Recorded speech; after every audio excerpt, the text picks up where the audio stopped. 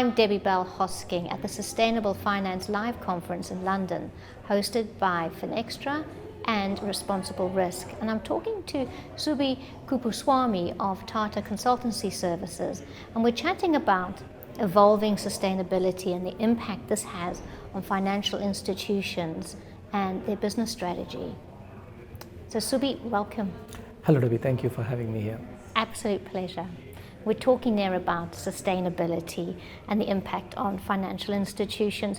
How much do you think financial institutions are incorporating the ESGs into their mainstream decision making? And quite certainly there must be challenges. Could you identify some of those for us too? Absolutely. See, financial institutions have been looking at sustainability and ESG related considerations into their decision making, be it investments, financing or lending, whatever may be the activities, for quite some time, maybe a decade or even longer than that, right? So it's not something new for them, but what we have seen is the pace of adoption has really significantly accelerated over the last 12 to 18 months. Especially given that financial institutions were looking at sustainability as a more from an exclusionary or a negative screening approach to start with, saying they will not invest in certain types of businesses, be it fossil fuels or be it in businesses that are creating negative impact on society and so on. But I think they've substantially moved away from that approach, and they are now looking at a more inclusionary approach, wherein they are looking to engage with such businesses and see how they can influence the change in business models as well, so that the impact can be made more positive or the negative impacts can be minimized. Having said that, this is where the challenges with respect to sustainability or ESG impact comes in. Given that this is not a fully regulated or a mandated space, it's more on voluntary disclosures. Businesses look at even nearly 14 to 18 different standards or guidelines when it comes to sustainability related disclosures. So that obviously leads to a lot of challenge as to how the disclosures are made, what kind of interpretations need to be made from those disclosures as well. And this has been a significant challenge for financial institutions when they are looking to reimagine their sustainable financing strategies. Having said that, there is some silver lining in the whole thing with a recently announced or with recently enabled consolidation of standards as well by IFRS with respect to International Sustainability Standards Board. Definitely there is a consolidation of guidelines and regulations so that it becomes easier for financial institutions to measure these impacts. And with the regulators such as either UK's FCA or the US SEC demanding such data and at a very transparent level as well, this kind of consolidation definitely helps financial institutions in addressing these challenges as well going forward. So definitely that's a big positive step that has happened in the last few months, I would say. And it's good to hear about positive steps. Absolutely. Subi, can you tell me about ESG tech and also digital sustainable finance? Sure, right. We discussed about the challenges when it comes to looking at ESG data and impact.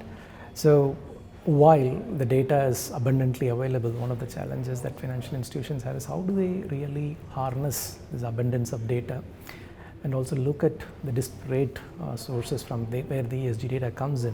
How can they leverage technology to kind of draw insights out of this data that can really drive their business decisions as well in a more positive manner. So that is where technologies such as artificial intelligence and machine learning models are helping financial institutions to process this highly voluminous data that comes in and derive insights that can really help their business decisions, lending decisions, which can create a positive impact as well.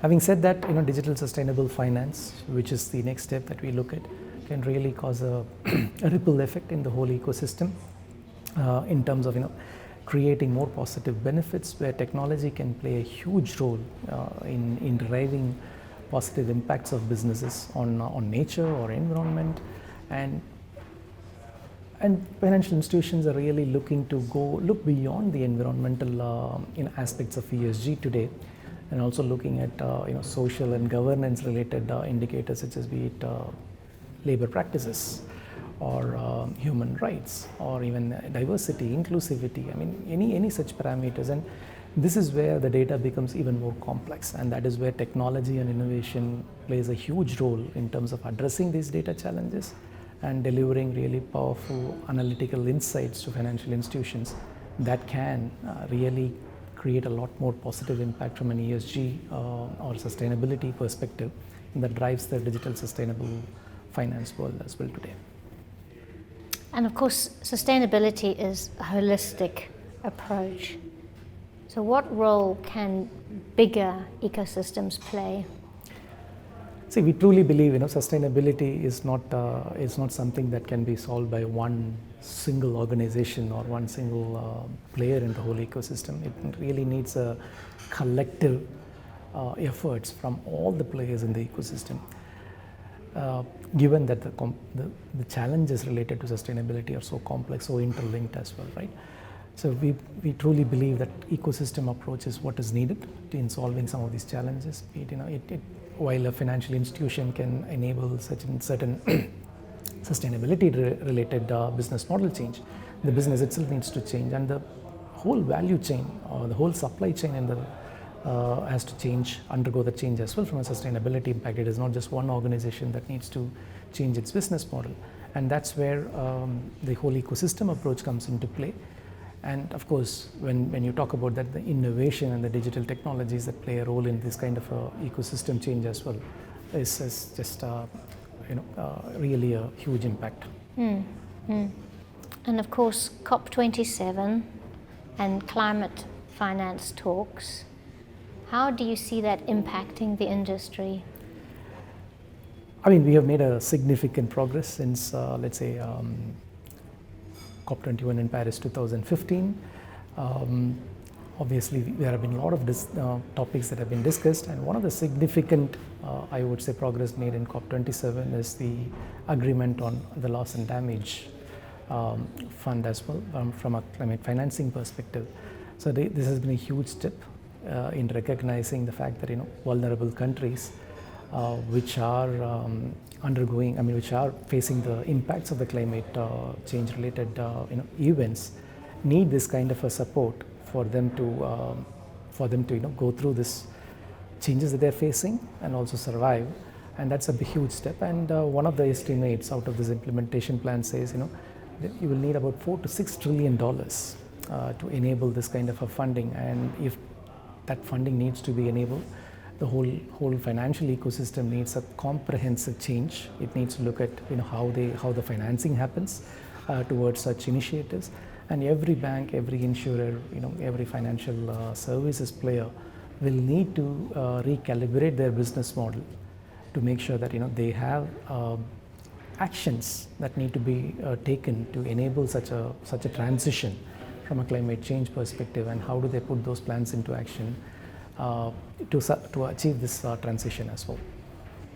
Subi, thank you so much for your insightful interview.